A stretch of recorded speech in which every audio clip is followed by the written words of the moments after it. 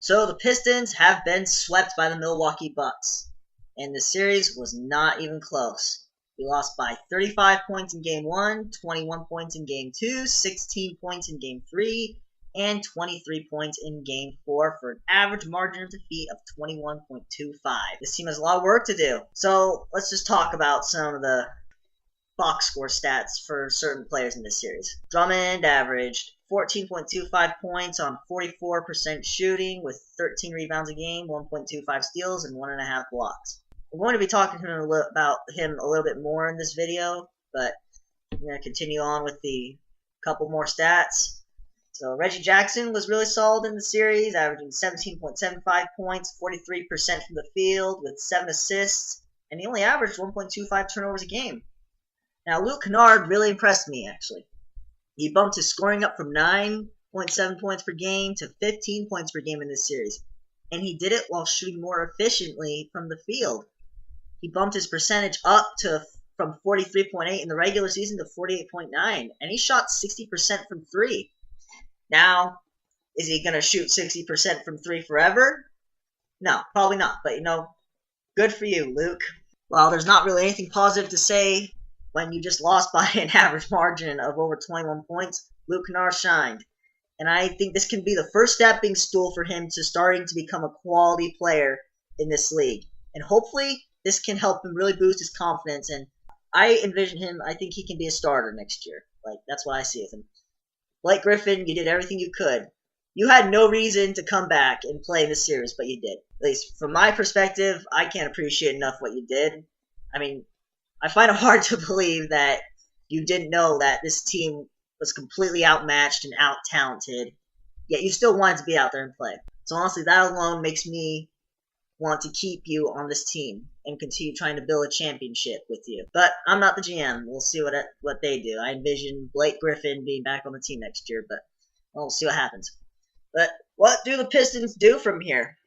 Now, I find it hard to believe that there's not going to be some kind of moves being made with this roster in the offseason. We just got our lunch eaten all series long. Screw it. We didn't get our lunch eaten. We got breakfast, lunch, dinner, snacks. We had nothing. We had nothing. So, let's talk about Andre Drummond. He did not have a great series, but you know what? Who did? Reggie Jackson was solid and Luke Kennard was solid. But I want to talk about 3 players that were just absolute corpses all series long. Wayne Ellington shot 31.4% from the field. Thon Maker shot 23.1% from the field. And Zaza Pachulia shot 33% from the field. Does Drummond deserve blame for us losing as bad as we did? Well, we got obliterated, so of course he deserves some blame. But is he the problem with the Pistons? He is absolutely not. A lot of people are mad about one play that he didn't contest the shooter hard enough. Is it one play too many? Yeah, it is. And we're in year 7, and he needs to fix that. I will not lie. That's inexcusable that he's in year 7 and he's still having mental lapses. That's tough. That's not good. But like I said, do you not remember, I just read off 3 players that were just absolute corpses in this series. And there were 3 players getting solid minutes nonetheless.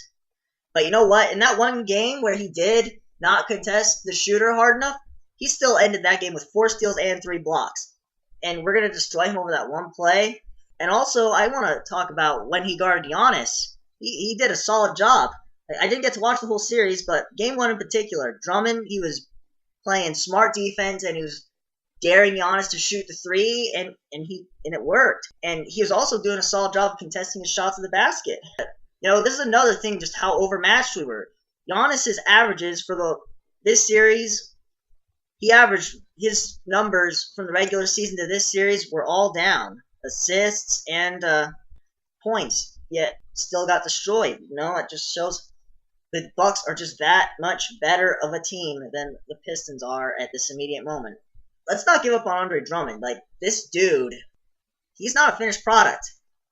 He's been in the league for 7 years, but guess what? He's shown something brand new just about every year. This year, he had a career high in blocks and steals. The steals are a good thing and a bad thing because he does make some pretty bad steal attempts sometimes, but you know what? He had a career high in both of those categories.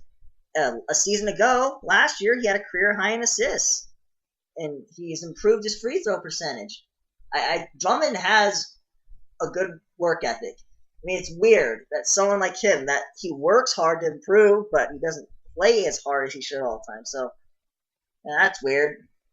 No, Andre Drummond's not a finished product. Even after all this time in the league, he is not a finished product. He's going to add something next year, I believe. I mean, Dwayne Casey, I remember seeing him. I don't remember the exact press conference.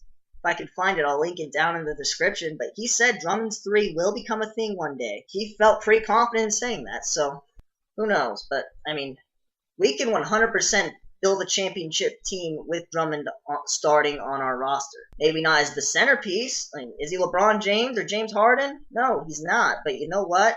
It's fine. Just because you're not those players doesn't mean that we can't win with you. And we 100% can win with Drummond. Is he a max player? I don't know. But you know what? There are so many players in the NBA that have max contracts that shouldn't.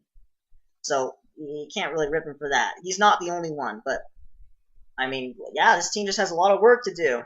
What I think we need to do, we need to get some 3 and D players. That's what we need. Like Bruce Brown, I think is perfect for this team if he can develop a 3-point shot. I think he only shot 25% from 3 in the regular season. But if he can develop a 3-point shot, he is a perfect player for this team. But we need more of that, though. We need more 3 and D guys. That is what this team needs. That's the perfect way to build around Griffin and Drummond. 3 and D. But that's just me. But I don't know. We'll see what happens. We'll see what happens next season. We'll see what happens in the offseason. We'll see who they draft. Hopefully they can improve next year. But I think that's about all I have for this episode. But yeah, thanks for watching. I hope you enjoyed, and I'm working on a Matthew Stafford series, if you don't know, about how we can win a Super Bowl with him as our quarterback.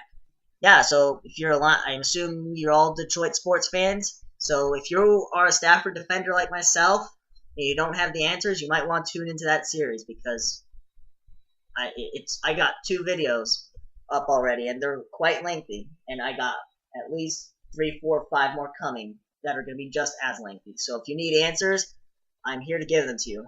But yeah, thanks for watching. I hope you enjoyed, and have a great day.